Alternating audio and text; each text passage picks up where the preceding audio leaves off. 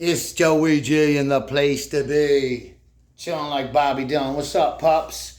Get right to the point today. Got my Wilt Chamberlain jersey on, sporting it. You know what I'm saying? Love Wilt the stilt. The ninth best player in NBA, or eighth in history. It could go around. But, Wilt's definitely top 10, no doubt. Wow, it's really hot out today, guys. Holy shit. Excuse my language. But this was the show I was talking about.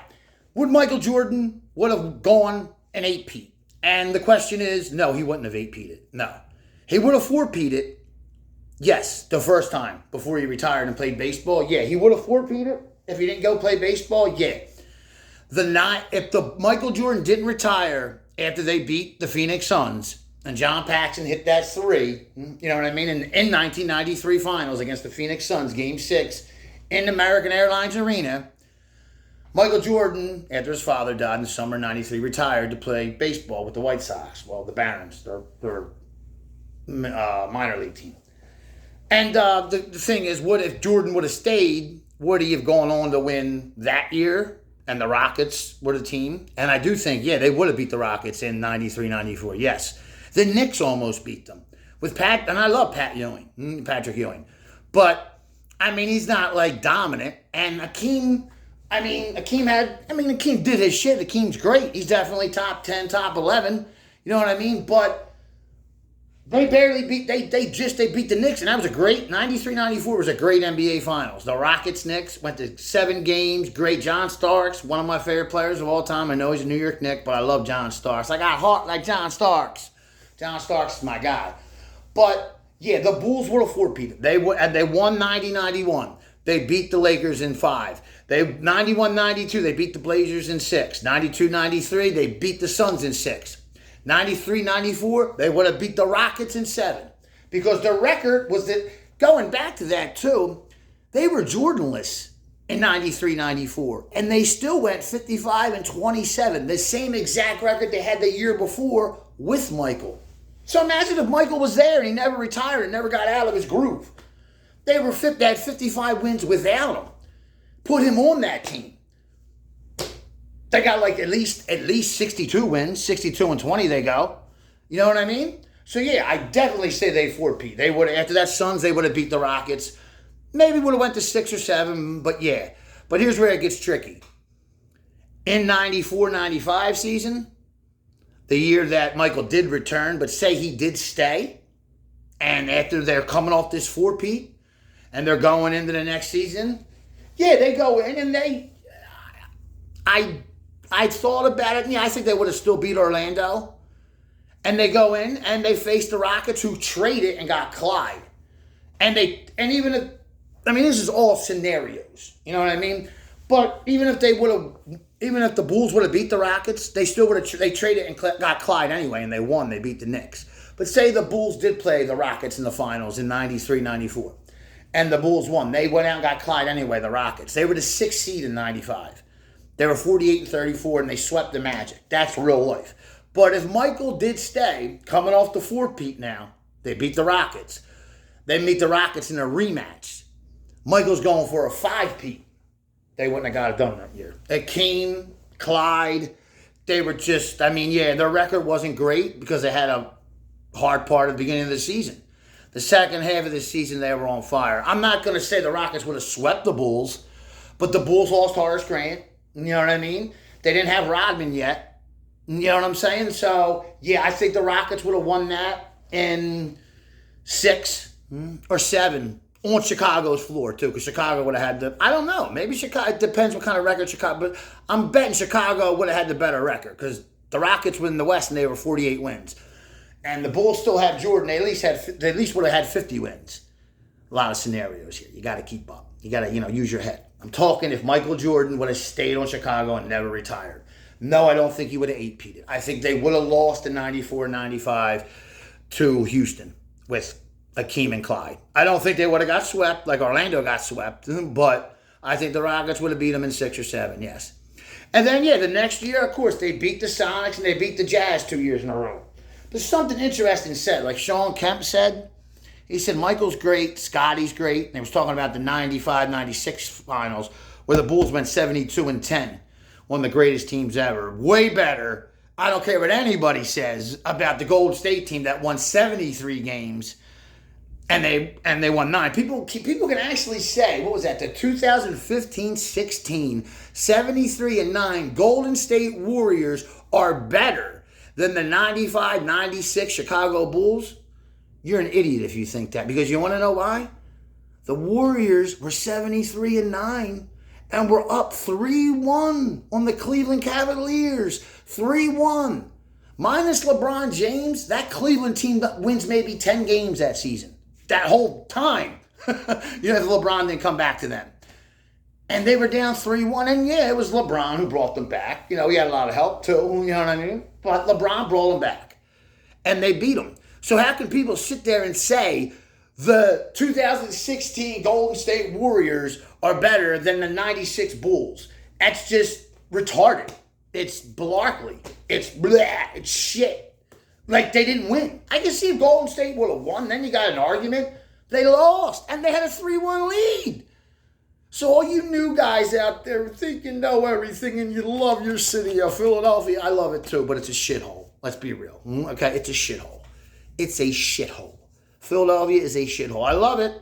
Love my city, but it's a shithole. If you don't say, if you can't come to terms with that, then you're an idiot. You know what I mean? Because the city's a shithole. It's a shithole. It needs to be cleaned up. It's a shithole. Anyway, I'm not here to talk about that. Just, sometimes winds me up. I get winded up a lot. You know what I mean? Real fast. But I'm a lovable guy. And I love everybody out there who supports and watches me, because it's just like 50 said. Get rich or die trying. This is it for me. Or I'm going to die trying.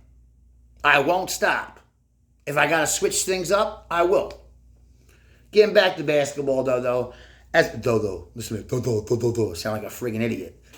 But I do think the Chicago Bulls, out of them finals, they would have went to all 8 of them, but they would have been 7-8. They would have been 7-1 because they would have had that one in 94-95 where they didn't win. And they wouldn't have won. They didn't anyway. But even if Jordan was there, no, there wouldn't have been no 8 years in a row they won the championship. They would have won 4 in a row. And they would have won 7 out of 8, but they weren't winning in 94-95. And that, it's scenario after scenario. A lot of shit can happen. Anyway, talking about the NBA, all kinds of stuff going on. The draft starts tonight, I think, tonight or tomorrow night. I thought I just saw tonight it starts. I know it's this week. I know it's tonight or tomorrow night for a fact. I'm pretty sure it's tomorrow night. I don't know, Wednesday night? Maybe it is. I don't know. But I was listening to all the trades, that all these people, all the Kevin Durant wants to get moved to Houston. I mean, Kevin Durant, overrated. And I like Kevin Durant. I'm no big LeBron fan, but LeBron's way better than Kevin Durant. Kevin Durant, come on, can't stand near LeBron. And that's not, saying LeBron's all big cheese and all, but in today's day and age, Kevin Durant just can't win a championship by himself. That's why he flops from team to team to team to team. Great players don't do that. Larry Bird, Celtics his whole career. Michael, he did do that thing with the Wizards at the end, and hey, at least he got them near playoff contention. He still averaged fucking 19 points a game, excuse my language. You know what I mean? The 2 years Michael was on the Wizards. He averaged 19 points a game at 41 years old. So, whatever. Kobe stayed with the Lakers his whole career. Magic, the Lakers his whole career. Akeem, the Rockets his whole career. The great ones, Bill Russell, the Celtics his whole career. You know what I'm saying? The great ones, most of them, there's other ones that switch teams and went on. But the great ones stay on their own team. And mostly Michael was on his whole team, on the Bulls his whole career. Them 2 years with the Wizards, he was friggin' half the owner. And he knew he still had a little bit to contribute. And if I had that too, I guess, hey, he had a little bit to contribute. So he went and played again.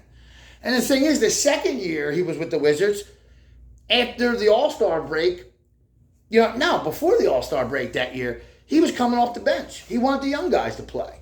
He said, I don't need to play. You guys play. I'll come off the bench. And he did. Michael Jordan came off the bench. You know what I mean? Hit half of the last season he played in the NBA with the Wizards. It is hot as donkey balls out here. But yeah, Joey G, place to be. Got a lot of stuff I want to talk about. I'm going to do my top 10 NBA players of all time, and I hope I get a lot of feedback from that. But a lot of trades to be made. Talking about, like I said, KD to Houston. Paul George, either going to sign with the Clippers and be traded, or he's going to go to another team. He is an unrestricted free agent, I think. I could be wrong, so don't quote me on that. But I think he could be. Sixers, I don't know if I want Paul George. There's a lot of other players out there. I wouldn't mind having Jimmy Butler back, but I'm not trying to trade Tyrese Maxey for him. But we need something. Like I said, this process has been too freaking long. We got to win now. I would take LeBron. I would. LeBron, Joel, and Maxey. Yeah. Oubre and freaking the people around us. We get some key players in there. Yeah, I definitely think we could win a championship next year if we got LeBron. No doubt. No doubt. This is Joey G, in the place to be, as always, chilling like Bobby Dillon. It's just so hot out. G-Ma came home today. Thanks, everybody, for the prayers and all. Appreciate that. Shout-outs to everyone. I love yous all. And I'm going to be signing off. This is Joey G. I'm out. How about that Wyatt 6 on Monday Night Raw threatening Pat McAfee? That's some crazy shit, isn't it? Wrestling. The other night, and congrats to the Florida Panthers. Stanley Cup, right? They did it. What a game. Got to give your hats off to Edmonton, though. I mean, what a hockey game. Monday night. Like, I have to come in here to smoke a cigarette. I couldn't get away from my TV Monday night because I had Raw on and I had the Game 7 of the Stanley Cup on. So I'm switching back and forth because you don't know. I mean, if anybody saw Monday Night Raw, you see that, Pat McAfee, everybody in the sport world knows who Pat McAfee is. It's something like what I'm trying to do, what Pat McAfee does. You know what I mean?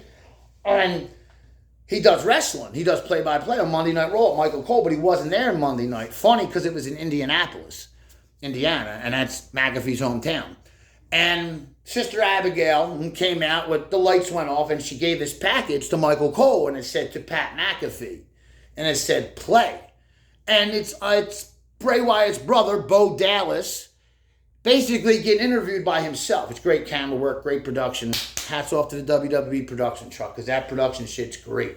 You want to check that out, I'll leave the link up. The thing that happened on Monday Night Raw with addressed to Pat McAfee. It was just great. Really good. We're seeing where this goes because Bo Dallas, the brother of Bray Wyatt, rest in peace, died. Bray Wyatt died last August. And I didn't even know this. I guess that's where they're going with the storyline because in the thing with Bo Dallas, they say to him, it's Bo Dallas, Uncle Howdy, interviewing himself. But basically he's like, how did you feel when your brother died? And I'm thinking, this tape was addressed to Pat McAfee. So I'm thinking, what the hell does this have to do with Pat? What the hell do the Wyatts and a dead and Bray Wyatt, rest in peace, have to do with Pat McAfee? I know I'm going way overboard here. I don't know. And now I get it because Pat McAfee had a brother that died 5 years ago. Thank you, Dougie McKay. What do you call it? That's how I found that out. Yeah. So I guess that's where they're going with that because Pat McAfee lost a brother. I guess that's where they're going in that storyline with that. I don't know. I know my show today was a lot of theories and I was all over the place because it's Gana's Corner and I'm out. God bless and keep supporting.